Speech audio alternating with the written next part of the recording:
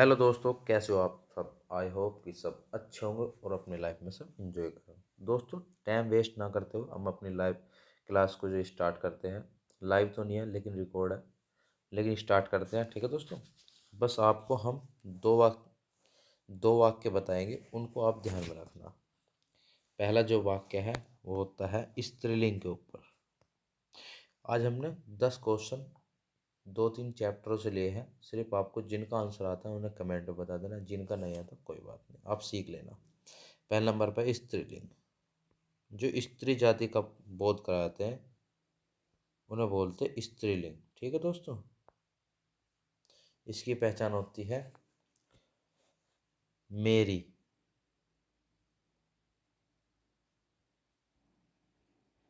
मेरी। ठीक है दोस्तों, अब होता है पुल्लिंग।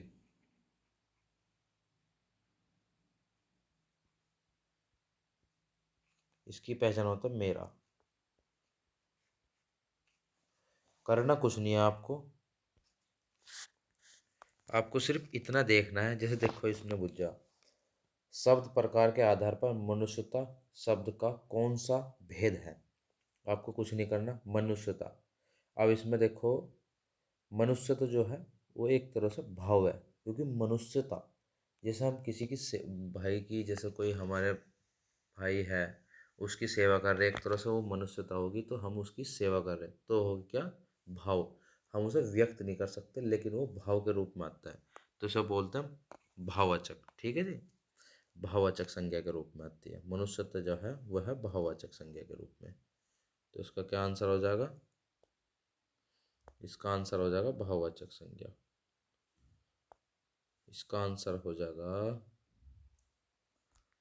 भाववाचक संज्ञा।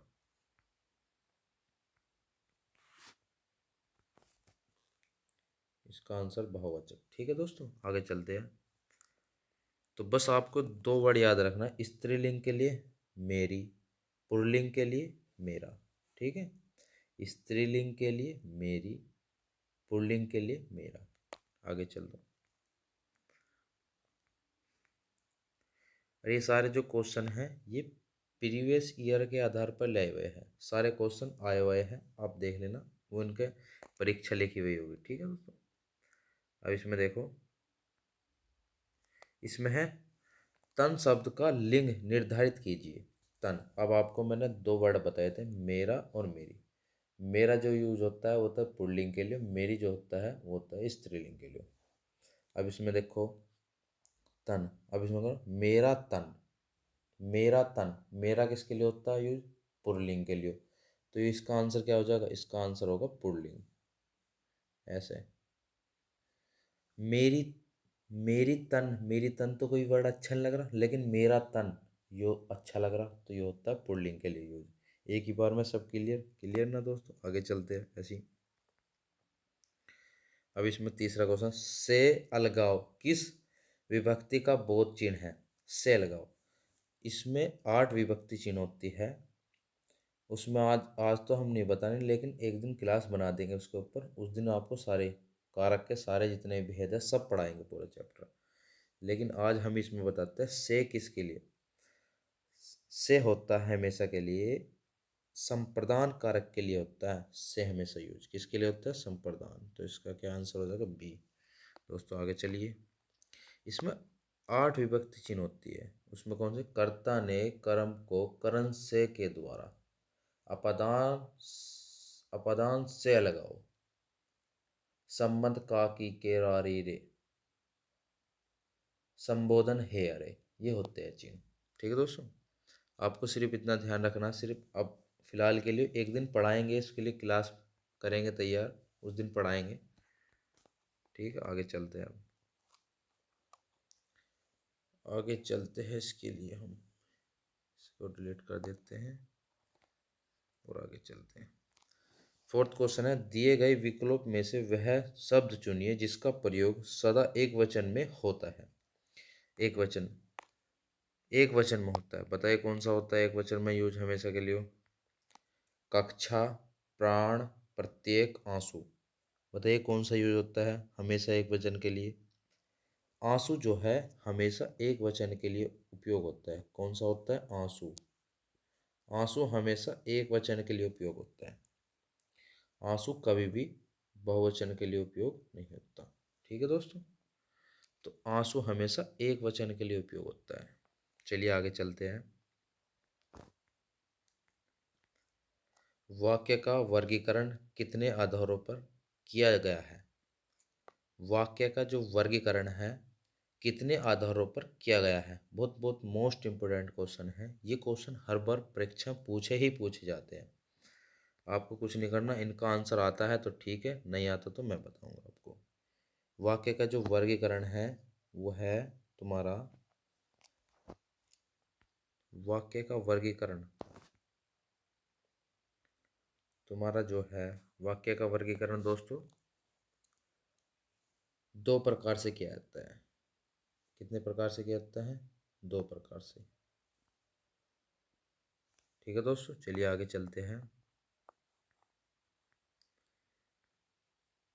वाक्य का वर्गीकरण दो प्रकार से कौन कौन से होता है? पहला होता है अर्थ के आधार पर, दूसरा होता है रचना के आधार पर। दोनों दोनों सब्जेक्ट क्लियर है ना आपको? पहला होता है अर्थ के आधार पर, दूसरा होता है रचना के आधार पर। ये बहुत बहुत मोस्ट इम्पोर्टेंट क्वेश्चन है, मोस्ट इम्पोर्टेंट क्वेश्चन। इन बातों को आपको ध्यान रखना है जरूर जरूर आपको ये, क्योंकि वाक्य का जो वर्गीकरण है वो दो प्रकार से किया जाता है। पहला होता है अर्थ के आधार पर, दूसरा होता है रचना के आधार पर। ठीक है दोस्तों, दूसरा किसके आधार पर होता है? रचना के आधार पर। मैंने करो आपको बिल्कुल रटवा दूंगा ये चीज़ में, टेंशन नहीं लीजिए बिल्कुल भी। अभी स्टार्ट करी है वीडियो बनाने, थोड़ी हेजिटेशन सी हो रही है मुझे बनाते हुए, लेकिन धीरे धीरे सीख जाएंगे और एकदम परफेक्ट वे में याद करेंगे सब चीज़ को। तो आगे चलते हैं अब। निम्नलिखित में से कौन सा शब्द भाववाचक संज्ञा नहीं है? इसमें कहीं भाववाचक संज्ञा नहीं है, क्योंकि जल्दबाजी में क्वेश्चन कोई भी जो भी पढ़ता है वो नू पढ़ लेता है भाववाचक संज्ञा है, तो वहाँ जाकर गलत हो जाता है, अंत में नहीं देखता वो। तो इस बात को आपको बिल्कुल गौर से ध्यान देना कि भाववाचक संज्ञा नहीं है। अब इसमें कौन सी नहीं है आप देखो। सोना, खुशी, मनाही, विदुता। सोना, खुशी, मनाही, विदुता। तो बताओ कौन सी नहीं है इसमें से? सोना नहीं है भाववाचक संज्ञा। कौन सा नहीं है? सोना। सोना जो है भाववाचक संज्ञा में नहीं आता। तो इसको आपको ध्यान रखना है कि सोना भाववाचक संज्ञा नहीं है। ठीक है दोस्तों, चलिए आगे चलते हैं। निम्नलिखित में से कौन सा शब्द संज्ञा है? इसमें पूछा संज्ञा है, तो बताओ कौन सा शब्द संज्ञा? क्रोध, क्रोधित, क्रोधी, क्रुद्ध। बताओ कौन सा शब्द संज्ञा है? बताओ दोस्तों जल्दी। तो क्रोध जो है वो एक तरह से संज्ञा है। क्रोध क्या है दोस्तों? क्रोध जो है एक तरह से संज्ञा है। ठीक है, याद रखना है क्रोध। चलिए आगे चलते हैं। कोई व्यक्ति या वस्तु जिस आधार से अलग होती है या दूर की जाती है उस आधार में कौन सा कारक प्रयुक्त होता है? समझ लिया? कोई व्यक्ति या वस्तु जिस आधार से अलग होती है या दूर की जाती है उस आधार में कौन सा कारक प्रयुक्त होता है? कौन सा कारक प्रयुक्त होता है? चलिए देखते हैं आंसर में कौन कौन से ऑप्शन है। संप्रदान कारक, अपादान कारक, संबंध कारक, करण कारक। तो क्या कहे थे मैंने? इसमें जो आंसर होगा वो होगा बी, क्योंकि संप्रदान से, संप्रदान कारक कौन सा होगा दोस्तों? संप्रदान। तो आपको इतना ध्यान रखना, संप्रदान कारक। चलिए आगे चलते हैं। निम्नलिखित में से भाववाचक संज्ञाएं कौन सी है? तो इनमें से भाववाचक संज्ञाएं बताओ कौन सी है? जल्दी जल्दी बताओ आंसर। भाववाचक संज्ञा कौन सी है? भाववाचक संज्ञा जो है वो है बी। कौन सी है? बी। योनव, लोभ, मोह। योनव, लोभ, मोह। ठीक है दोस्तों, आगे चलते हैं। आगे अपने क्वेश्चन की ओर बढ़ते हैं। 10वां एंड लास्ट क्वेश्चन। गहने अलमारी में है, अलमारी में पद के कारक है। अलमारी में पद के कारक है, कौन से पद के कारण बताइए, चलो जल्दी जल्दी। करण कारक, अधिकरण कारक, संबंध कारक, अपदान कारक। तो बताइए कौन सा कारक है इसमें। इसमें जो कारक होगा वो होगा बी, अधिकरण कारक। तो दोस्तों कैसी लगी आपको क्लास। आपका बहुत बहुत धन्यवाद क्लास देखने के लिए।